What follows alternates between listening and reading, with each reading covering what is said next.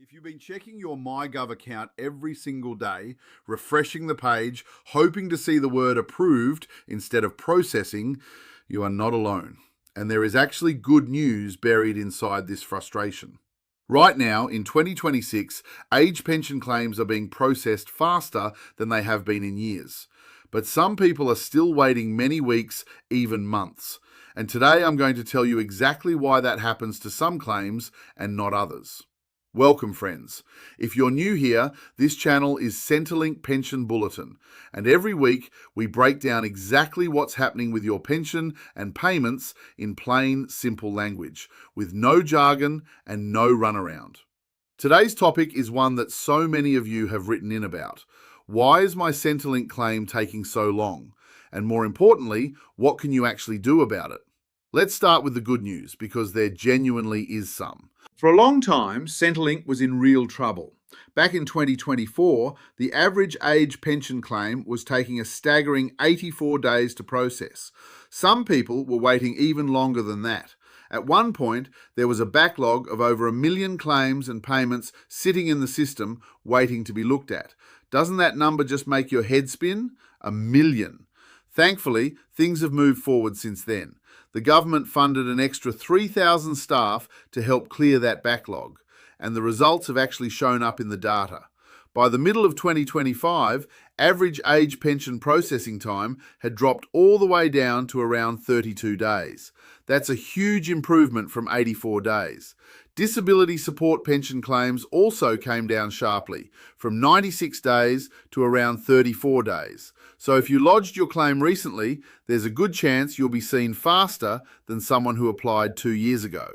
That's worth knowing because it can ease some of that anxious waiting. But here's the part nobody tells you. Even with all these improvements, some claims still get stuck. And there's usually a very specific reason why. So let's go through the real reasons your claim might be taking longer than you expected. The first and most common reason is missing or incomplete documents. Centrelink cannot approve your claim until they have everything they need in front of them. That includes proof of identity, bank statements, information about your assets, and sometimes documents about property or superannuation. If even one piece is missing, your claim doesn't move forward. It simply sits there, waiting.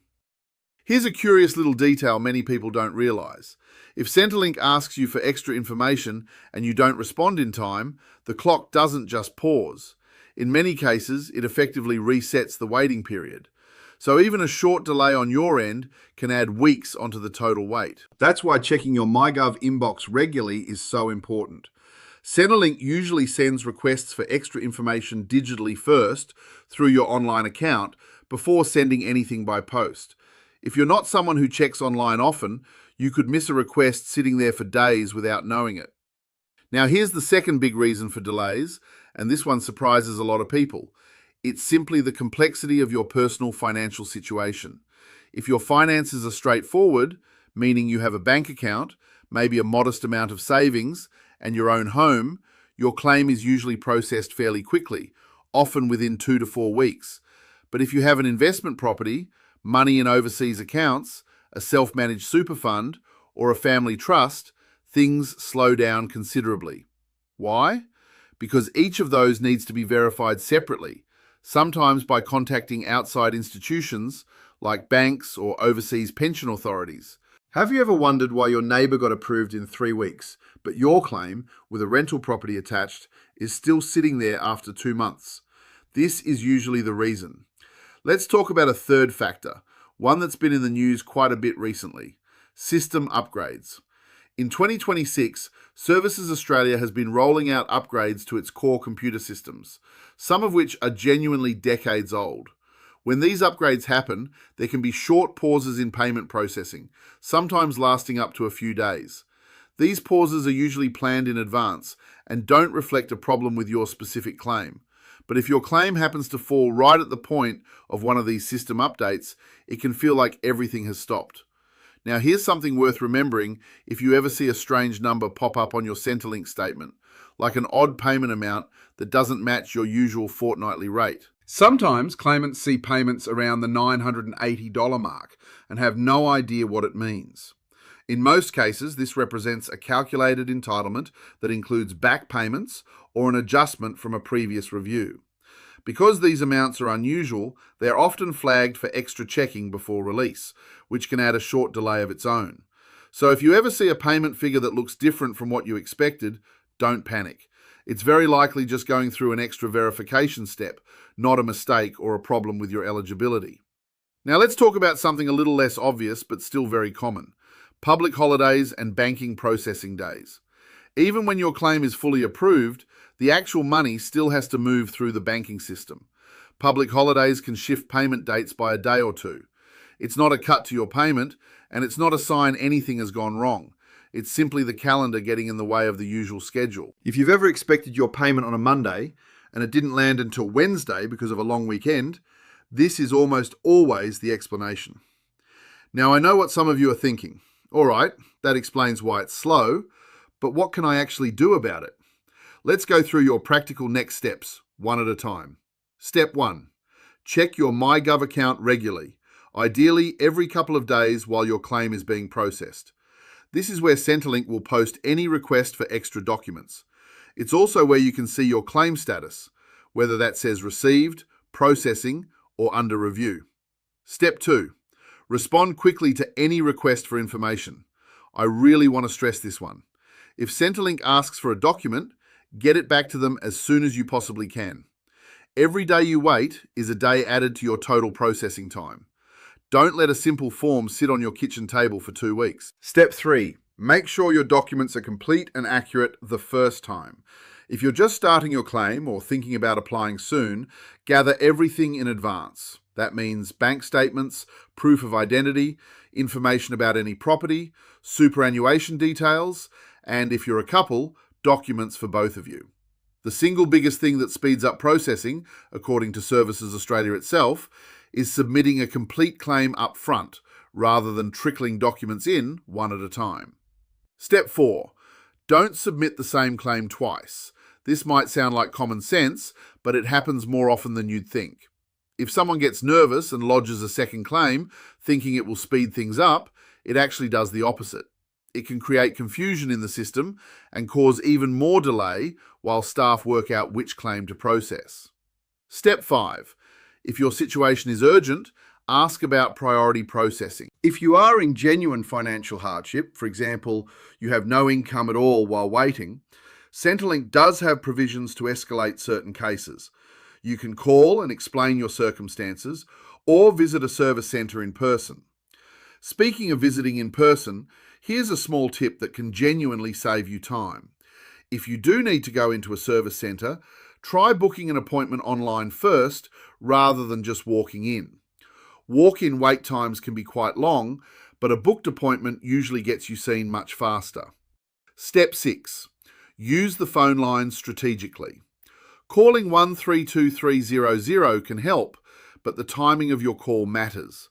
Early morning, right when lines open, tends to have shorter wait times than midday or late afternoon.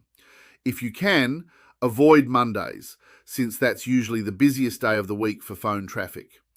Now, here's a question I get asked constantly. Can I apply for the age pension before I actually turn 67? Yes, you can, and honestly, more people should be doing this. You're allowed to lodge your age pension claim up to 13 weeks, that's about 3 months, before your 67th birthday. If you're already receiving another Centrelink payment, they'll actually write to you 13 weeks beforehand with instructions on how to transfer over to the age pension. This early window exists specifically to help absorb the natural processing time, so your payments can start close to your actual birthday rather than weeks or months afterward. If you haven't applied yet and your birthday is coming up, this is genuinely one of the most useful pieces of advice I can give you today. Get ahead of it early rather than waiting until the date arrives. Now, let's take a moment to talk about something a little reassuring. The improvements we've seen aren't just talk. They're backed by real numbers that Services Australia has now started releasing every quarter, specifically to increase public trust and accountability. Other payment types have improved even more dramatically. Carer allowance claims, for example, are now often finalised in under 10 days, an improvement of around 80% compared to before. Paid parental leave claims are averaging just 3 days in many cases. So the system as a whole is genuinely getting better, even though individual experiences can still vary quite a bit depending on your specific circumstances. If there's one thing I want you to take away from today's video, it's this. A delay doesn't automatically mean something is wrong with your claim. 9 times out of 10, it comes down to one of the reasons we've covered today. Missing documents, complex finances, a system upgrade, or simple banking and holiday timing. The best thing you can do is stay proactive. Check your account, respond quickly, keep your documents complete, and don't hesitate to reach out if things feel like they've gone on far longer than they should. Before you go, I'd love to hear from you. In the comments below, tell me how long your own claim took, and if you don't mind sharing, what kind of claim it was. Your experience might be exactly what someone else watching this needs to hear today. If this video helped clear things up for you, please give it a thumbs up. It genuinely helps more people find these explanations when they need them most.